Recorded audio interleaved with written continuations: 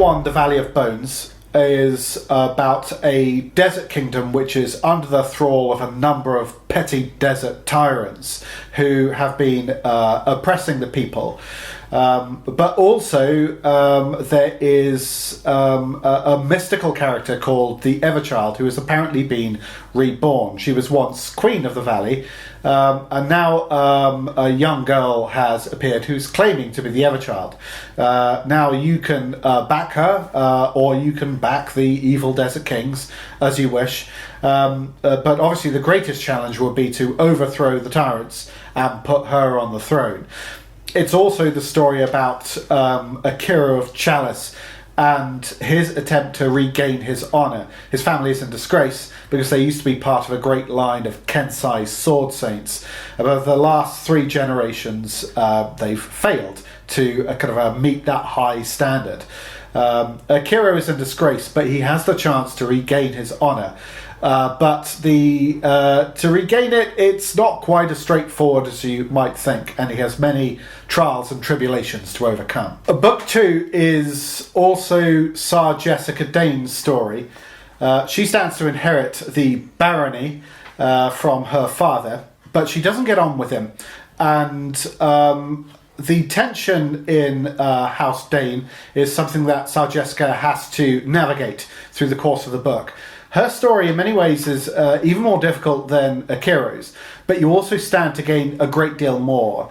If Sir Jessica can successfully inherit, obviously having a character who is a baroness will be very, very useful in your later adventures. So the next books in the series, book 3 is called Pirates of the Splintered Isles, which is a story of buccaneering pirates. There's a demonic pirate captain to overcome, buried treasure to find, and many, many strange islands filled with their own unusual creatures.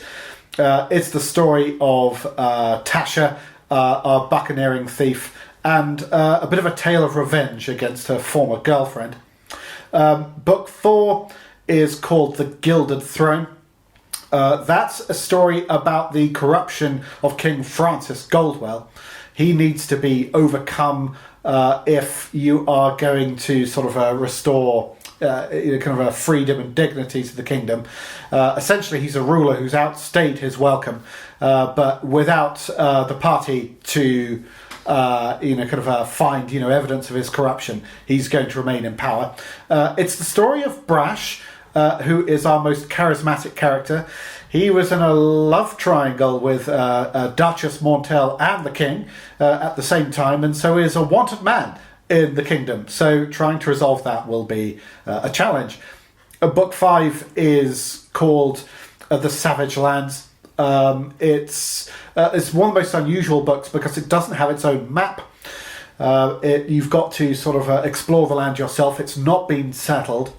Amelia Pastane is the main character in it. She comes from a druidic cult located in the Savage Lands, but all is not well with the druids, and the enemy are already beginning to infiltrate, so hopefully she can do something about that. The last book is called Drake Hallow.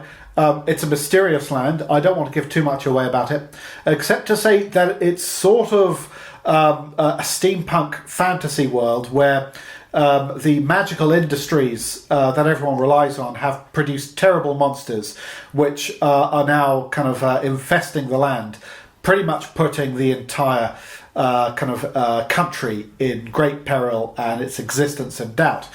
It's the story also of Lord Tiquan, who is your most powerful spellcaster, and his relationship with his magical college, Animus Mast. He left under a bit of a cloud, and he still hasn't completely finished his studies there. If you complete that story for Lord Tiquan, he can become a great archmage, and that will be really, really useful for the final end plot.